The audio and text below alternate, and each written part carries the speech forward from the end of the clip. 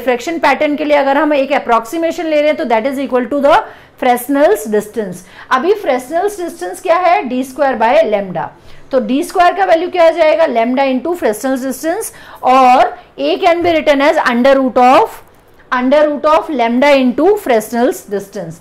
Now ये जो distance है, ये जो अपर्चर है, right, so this should be less than the distance given. What is the distance given, Fresnel जो जोन है, जो साइज है वो कितना है 50 मीटर्स, ये जो ऊपर से जो वेव जाएंगी 50 मीटर इसका दिया है, सो this should be much less than 50 से कम होना चाहिए, तभी हम डिफ्रैक्शन पैटर्न को इग्नोर कर सकते हैं, यहाँ पे एप्रिशिएबल डिफ्रैक्शन नहीं हो, right, so this should be much less than 50।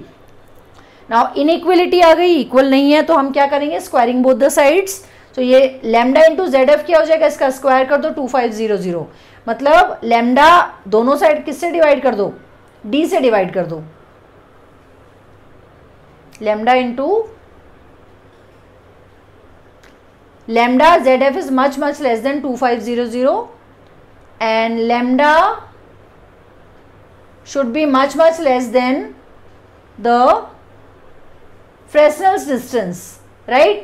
So that we can assume here as lambda into Fresnel's distance.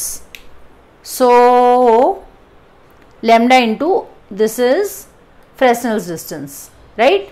So lambda की वैल्यू के लिए we will take 2500 divided by ZF. So we have the value of this ZF with us. What is ZF?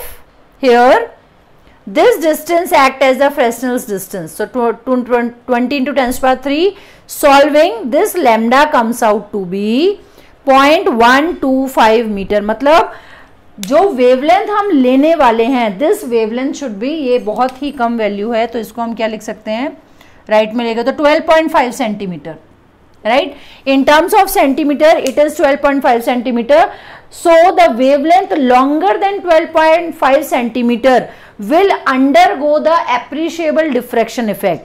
अगर वेवलेंथ इससे कम है then it will not have appreciable diffraction effects, right, so it is based on Fresnel's distance.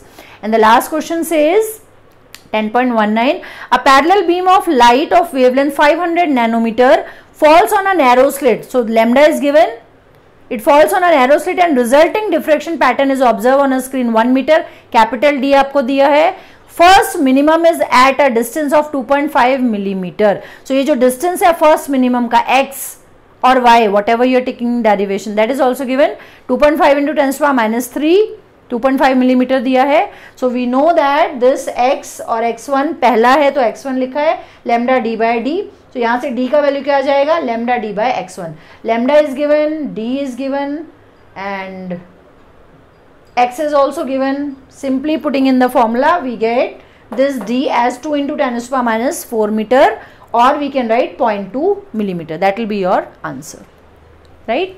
And the last question again it is based on interference.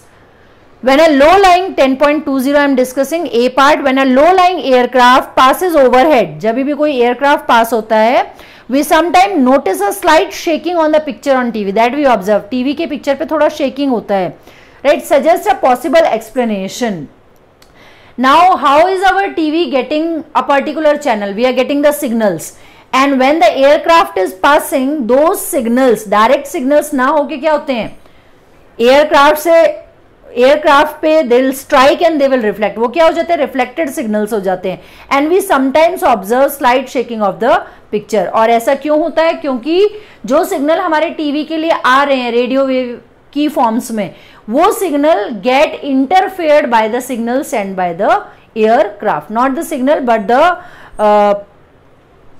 they are the reflected signals. So due to the interference between the direct signal and reflected signal, we get the slight shaking of our TV screen.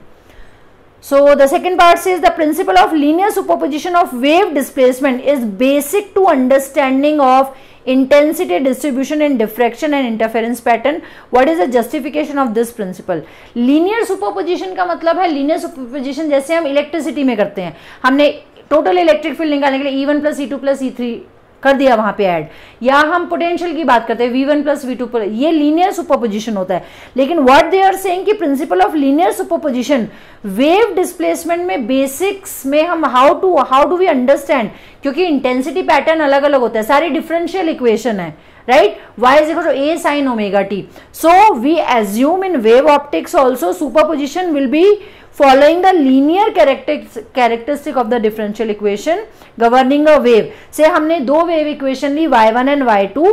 When amplitudes are large, वो जो non linear effect होता है that becomes important, right? The situation is actually में जो sin factor या जो argument होता है that is not that important as compared to the non-linear effect. और non-linear effect क्या होता है किसी भी wave का, that is the amplitude of first wave, amplitude of second wave, that matters here, right? So here we complete our this wave optics exercise. Thank you children, wishing you all the best.